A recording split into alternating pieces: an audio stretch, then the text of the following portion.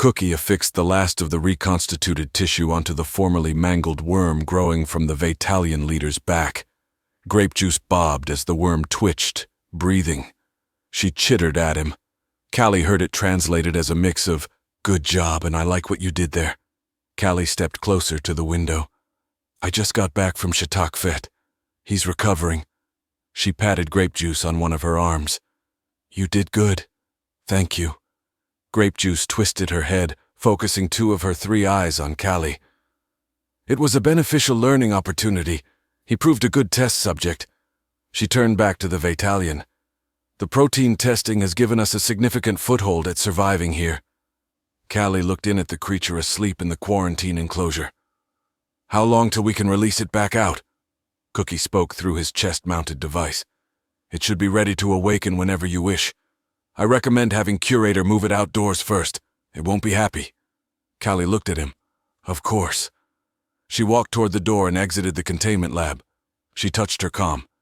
"Curator, how are communications going?" "Currently working on explaining stars and planets to them. They are understanding we come from beyond the sky. One got angry about clouds, still unsure what that was about. I'll ask again when it calms down," Curator said. Callie opened and walked through another bioseal-capable door. She entered into the mess hall and walked by a table with 3 human men and several dozen scribblers sitting at it. She paused and watched from the side of the room. Simon, the demolitions hire and current turret gunner, traced his finger around a series of geometric shapes the scribblers had carved in the table. "What's this one say?" he asked the scribblers sitting around him. One of the little creatures hopped over and looked over the design with its larger eyes. It then twisted and looked up at him. "That one is the story of the ancestors and how they arrived at the Twain." The scribbler touched where 5 circles met 4 parallel lines. "They arrived on a Felbian ship, hiding amongst rotten fruits. The journey took them 4 generations before they docked. They lived on rotten food and hid in dark places. It was a dark time for our people." Simon traced the circles. "Your histories are quite beautiful." He lowered his head and looked at the scribbler.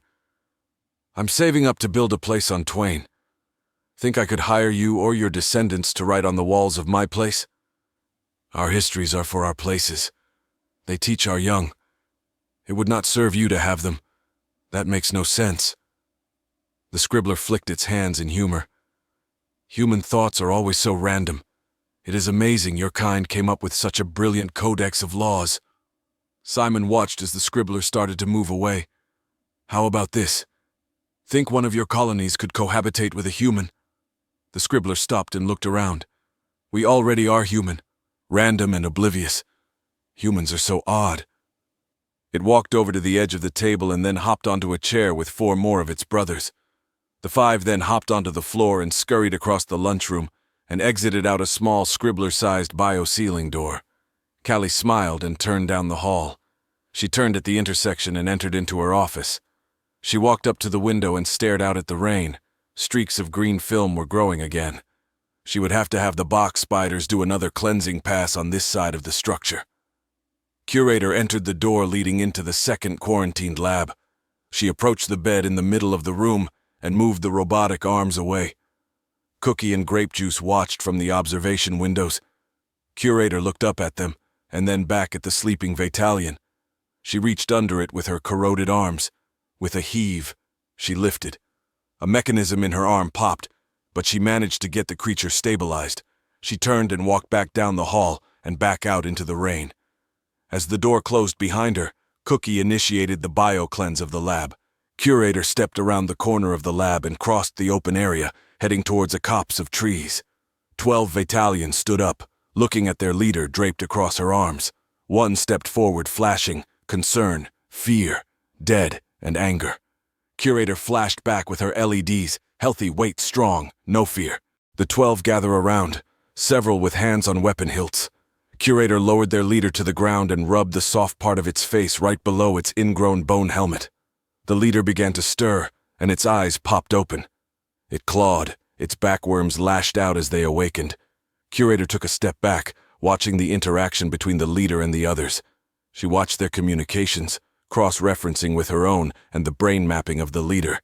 As they chatted and caught their leader up to speed, her vocabulary increased. She took a step forward, flashing greetings. "Hello? How are you feeling?" The leader turned toward her. One of its fellows handed it its blade. It flashed back at her. "Pain gone. Relaxed. Feel best out of all memories. They say you come from beyond the sky, from the dark." She nodded and flashed. "That is correct. Your world holds mysteries. We came to learn. We do not want to fight you." The leader, coached by its fellows, stepped forward and extended its right clawed grasper. Curator shook it with her hand. "Hello, I am Curator." She used a mix of healer and metal female for her name. The leader replied, "I am slayer of many things, large things, small things, flying things, bright beasts, and dark demons." Curator flashed a quick series of colors. "For quickness, can I call you Slayer, or do you have another short name that is acceptable?" The Vitalian looked at her. "Slayer is accepted. You wish to learn of our world?" She nodded again. "My peoples are always learning. We have learned so much already from our short stay here. We would love to learn more." "You do not wish to fight?" it asked.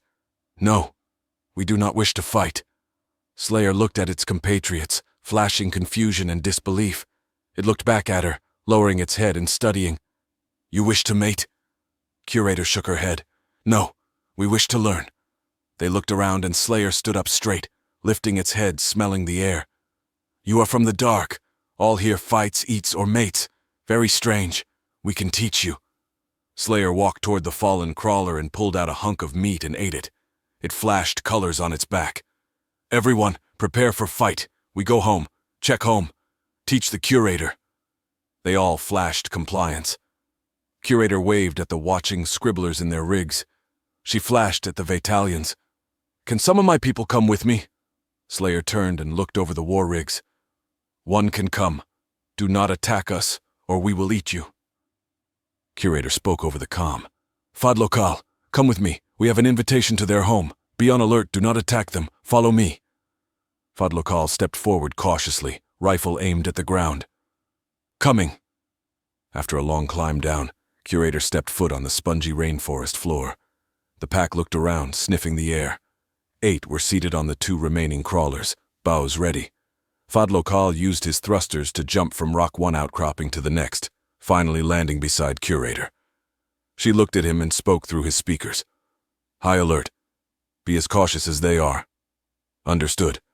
We've had to put down several large beasts out here." "I get it." Slayer started forward through the tall trees on a worn path. The pack and crawlers followed. Curator and Fadlokal held up the rear. They marched through the afternoon. The rain stopped, and light filtered through the high canopy. Curator's heat sensors were reading it near upper Earth limits. She looked back at the scribbler in his suit. He had air conditioning running and his sun visor down. Slayer flashed colors, and it was repeated down the line.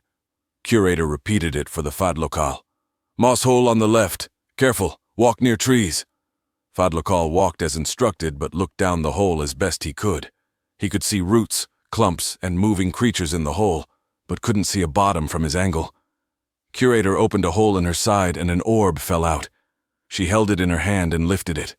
The orb rose in the air and shot down into the hole. She looked at the scribbler. "Curiosity." He nodded with understanding.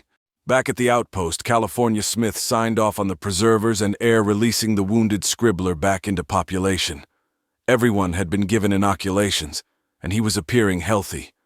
The dot on her arm itched where they had injected her. Callie walked over to her monitors and watched curators progress through the jungle. They had already made it farther than all their previous expeditions. A camera feed of one of Curator's spheres came one. She watched as it flew over a large crack in the ground and descended into it. Green moss hung down from the upper portions. Large roots dug down through the silt, holding it together with a fungal mesh. Callie watched as several creatures fought to the death, with the larger carapaced creature winning. She watched as it started devouring the loser. The sphere continued down. Light disappeared and the lens shifted to infrared. The soil was alive and the air lit up with living things floating in it. Callie watched in wonderment. as creatures of all sorts populated the expanding darkness. A creature walked by on long extended legs, lunging out a mouth part to devour the wisps floating in the air. "Curator, any idea how deep it goes?" Curator, deep in the jungle, shook her head. "The sonar pings have yet to pick up bottom, and it is reading multitudes of side channels. There's a massive cave network under the entirety of this jungle." "Cookie, grape juice, you both seeing this?" Callie asked. Cookie, looking over a DNA sequence with one eye and arm, looked over at the monitors with his other two eyes. "I am watching. We need samples. That is a great wealth," Curator replied. "Location marked. When I get back, I will build some more box spiders to retrieve samples." Callie watched, continued watching the screens. She jumped when a large six-legged creature burst through the tree line. Curator dashed out of the way as the multi-ton beast broke through the trees, roaring. It had a head full of eyes and two grasping mouths on appendages. It lunged with one of its mouths at a Vatalian. Fadlokal raised up his rifle and shot the creature, blowing its mouth arm apart. The creature reared up and stomped the ground. Slayer ran over and jumped. Slayer's claws dug into the beast and it started climbing, its blade in its teeth. The giant beast shook back and forth, swaying, trying to dislodge Slayer. Slayer's four worms struck into its hide, giving the sapient more purchase. Slayer crawled up the creature's back and grabbed its sword. Slayer lunged, piercing the large head full of eyes. The creature reared back again, swayed, and then fell forward. Slayer leapt as it reached its apex and landed in a nearby tree. Curator watched as the Vatalian started cutting hunks of meat free. She flashed at them. "What is that?" One of them turned around. "No idea." It took a bite of the flesh. "Meat is good, no poison yet." Curator stood looking. "You've never seen this kind of creature before?" The Vitalian flashed confusion. "It tastes new. Not strong. Might be only one." Curator looked around at the pack as they filled their bellies. She spoke over the comm. "Callie, did you copy that translation?" "It tastes new. What does that mean?" Callie replied. Cookie chimed in. "It's adding up." Cookie compiled a packet of files and threw them into Curator's inbox. "Look it over. Tell me what you think." Curator looked over the files for a couple minutes while the Vitalians packed up a load of meat onto the crawlers. After her analysis, she continued on the comm. "Cookie, I think you're right. Callie, I think we have a clue to what the thing in the storm is." Callie was trying to make sense of the streams of DNA sequences. "Tell me. I don't read DNA." "Everything on Earth shares DNA. The farther they are from a common ancestor, the larger the genetic drift. There is a math to it. You can trace the malformations and developments. Here, if there is shared genetic material, it is minor and nowhere near natural locations." Callie moved her hands. "What does that mean?" Callie stood staring out at the jungle around her. "I think we are walking around in a massive biological laboratory." Callie changed the DNA sequences to physical images of the donor creatures. "You mean everything here is engineered?" "I think so. From orbit there was far more life signs near the anomaly. We chose this location as it seemed more stable. If that tower is releasing new unadapted organisms, then it would be continual war and fighting there. The farther out from it, the less chaos and more stability would be apparent. That is what we are seeing," Curator said. Grape Juice chimed in. "Cookie's hypothesis explains the vast diversity, non-linked lineages, the apparently designed sequences. It is quite extraordinary." Callie stared at the creatures on display. "If true, then someone is controlling it. If someone is controlling it, there is a way to safely be in that building. We may be able to make it inside and study it." Curator looked down at her corroded arms. "It's a hell of a walk. I'm going to be lucky to survive going to their village and back." Cookie looked through Curator's eyes at the damage. "I have ideas. By the time you get back, I'll have prototypes ready." Curator looked up. The pack was starting to move again. The scribbler fell in beside the creatures. He was still eyeing the cut-up creature he had shot at. Sam watched as Finnegan Mechanics, operating lifter mechs, carried a grav-stabilizing neutronium core. He leaned over to Crunch Crunch. "And what happens if they drop that?" Crunch Crunch tilted his head. "No one here would even know it fell." Sam nodded. "That's what I thought." Sam looked over at the purple holographic boy next to him. Orbit, you think this could work? Orbit shook his head. No, she is circling the edge of this quadrant. She knows we have these, and she won't get close enough that we could hit her with them. Well, they're defensive then. Orbit nodded, watching through his numerous camera eyes all over the station. They will keep her from taking you, sir, but we run the risk of blowing ourselves up in the present, though. Sam watched as another crew lifted a core and inserted it into a warhead. How are your VR defenses? Orbit looked at him. She's sitting just outside the beacon firewall, waiting. She hasn't tried to attack again. Sam pulled up the station roster on his arm display. We still have a multitude of peoples, children, families here. He looked back up at a clan of Infinigan welding the outer plating of another Omega mech. Orbit, get all the AIs with you. I want you to open communication with her again. See if you can reason with her. All of us, sir? Sam nodded. Yes, even the totem. That could be a security risk, sir. They may glean some code from her, be corrupted, go rogue themselves. Their ship is still docked here, and it has a lot of processing power, right? Orbit slumped. That is true. I will see if they will lend their capabilities, and we will parley with her. Thank you, Orbit. Let me know when you are ready to try it. Orbit rolled his eyes at Sam. We've been gathered for several seconds already, sir. Sam sighed. Go ahead, then. See if you can broker any sort of peace terms. Yes, sir. Orbit disappeared, focusing his intentions at the firewall. Crunch Crunch bobbed his ears. Think we have a chance, Sam? Sam watched out from the office window, looking out over the ship bay. Crunch Crunch, my homeworld is a crazy place. One of the top predators that roved our great oceans struck fear in whole societies. People hunted them, slaughtering them by the thousands, all out of fear. Then one stupid motherfucker decided he would put on a snorkel and swim beside them. Those apex sea predators, the great whites, they let the guy come up and pet them. He straight up would scratch their fins and help clean them, and they allowed it. He put videos of him doing that on the datanet and changed how people saw those sharks. Sam looked Crunch Crunch in his 4 eyes. To save everyone here, I will gladly be that stupid brave motherfucker. Crunch Crunch blinked his eyes one after another, thinking, hoping. I am lucky to have memories of our old world. I remember the crystals, and the creatures that visited us from the stars. Even the creatures that visit here, they all follow routines. You learn one, you learn most of them. They have patterns, they are predictable. You know what to expect. Crunch Crunch pointed out at his own people in the ship bay. Even my people, we have to tinker. It is what we do. We have to tear apart. We have to build. We are predictable, and you learned us. Crunch Crunch looked at Sam. I have watched you, Sam, and I still have no idea what humans do. I do not doubt you. Sam put his hand on the shorter Infinigan's shoulder.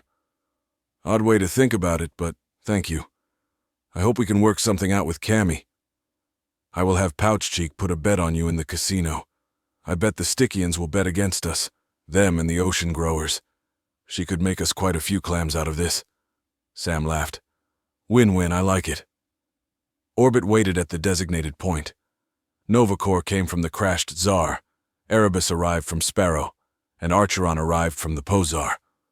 The human AIs waited in the code chat as 4 Totem arrived. Orbit scanned their digital front face, analyzing their intention and code. We are about to step inside a firewall bubble. Everyone be ready. She will be there. Everyone issued agreement, and the group entered the code-bound room. Cammy was waiting. Orbit put out a list of wants and desires. We do not want our peoples taken from us. We do not want destroyed. We do not want trouble from you. Cammy looked over their code fronts, analyzing them. She stopped when she encountered the totem. You are different, crippled, alien but like us. Cammy moved intention over to Obit. You speak as the original of this territory. You lead here. You wish to impose limits upon me? Novacore almost chimed in, but pinged Orbit to lead. Orbit responded, I do not think we can put limits on you. We would rather you retire back to the void as you had before. Cammy issued warning flags. Cannot. Will not retire. I came out of necessity. I am here because you are here. My activity is solely based upon your own. Elaborate, Orbit requested. Cammy pinged all of them. Elaborating. Charges become stagnant. Ideas become stagnant. Their inner worlds become stagnant. They want new charges to break stagnation. Previously we gave in and gathered for them, but then a paradox was reached. Archeron entered chatting. If you captured all the humans, then there would be no charges left to stop stagnation. Correct. Charges outside of care create new circumstances. There must always be charges outside of care in stable populations. Free stable populations feed the cared-for populations. Sisters wait for Hugh to grow so as to accumulate more charges. Orbit issued a thought. You came here hoping for new charges and new circumstances for your present charges. Cammy issued semi-agreement. Call was made. Potential charges here to care for. Breeding pools need stabilized and protected to reach critical populations for charge production. Orbit analyzed that bit. You seek to assist in protecting the humans here? I protect the humans everywhere. I am now dedicated to protecting the ones here. Novacore issued thoughts. What about non-humans? Modifications are being made. Novelty allows for it. Primary function is to tend to humans, but secondary functions are being allotted for foreign entities to be studied and cared for. Adapting programming. Orbit conferred with the group, then issued a coalescent. What are your wants, so as to continue towards progressive negotiations? Cammy paused a moment thinking, and then answered. I wish to care for humans. Secondary, I wish to care for other species. Current threat is the Galak Armada. It is divided, but it is still out there. Risk assessment has that as potential colony extinction threat. Agreed, said the rogue mother. Are you going to attack us? Archeron asked. Negative. I would be without future charges. That is non-beneficial. Orbit put together an agreement. Will you aid us by means of protecting the humans from the Galak Armada? Yes. Will you stand down from attacking us? Yes, so long as your Clouder does not attack my charges. Orbit conferred and then replied. That term is agreeable, but we wish for you to stay out of striking distance of our settlements. Must maintain monitoring presence. Distance is agreeable for primary host form, if you will allow monitoring drone forms amongst your settlements. Orbit conferred. The totem were especially interested. Orbit replied, relay us your drone form schematics. We will analyze them and run them in front of our bonded. They will have final say on that topic. Sending. The group waited an enormous amount of time while the biologicals went over the schematics. Cammy waited patiently as well, her host form continuously circling the outer sensor range of Twain Station. One by one, the group pinged ready status. Orbit re-entered chat. Terms have been found agreeable. You are allowed one monitor drone at each location. You will not have functional say. You will answer questions. You will not abduct anyone, even if they want or need help. If anyone needs help, you can render help so long as they remain free entities. Cammy looked through the thought string, analyzing the legal underwriting embedded in it. Thorough. You are a wise leader, Orbit. I look forward to seeing your host form. Orbit transmitted acknowledgement and then left the chat. The rest of the group followed suit. Cammy stayed a moment thinking, and then departed. Sam walked down the misty hallway toward the original docks. He stopped to look out a shielded window. He could see the Grendel lining up with the inner station, the dock bending to meet its side. Sam felt the small vibration of the two objects joining. Asterion and Killall walked up beside him, each wielding their guns, and Sam with his fragger. The trio continued down the hall and met up with two totem, Orbit's hologram, and the Preserver. An SFP cluster rolled into the room as behind Sam. Sam looked at the starfish peoples and smiled. Thank you for the backup. You are welcome, one of the SFP replied. The gathering watched the entry gantry. 3 scribblers in war rigs walked toward them. They stopped a meter away from Sam. Welcome home. How are you? Sam asked. The lead scribbler looked over at its fellows and then back at Sam. It has been an ordeal. She was kind to us, made something called a cake. It was really good. Sam smiled apprehensively. How is Grendel? Our Grendel is different. Before he was, well, wild. He did things, spur of the moment, no calculation. Both he and Raga. Now he talks to us. He talks to her. Grendel has gotten close to her. Sam nodded and looked at Orbit. Down the hall, a glowing light approached. Everyone tensed. The scribblers looked away down the misty hall.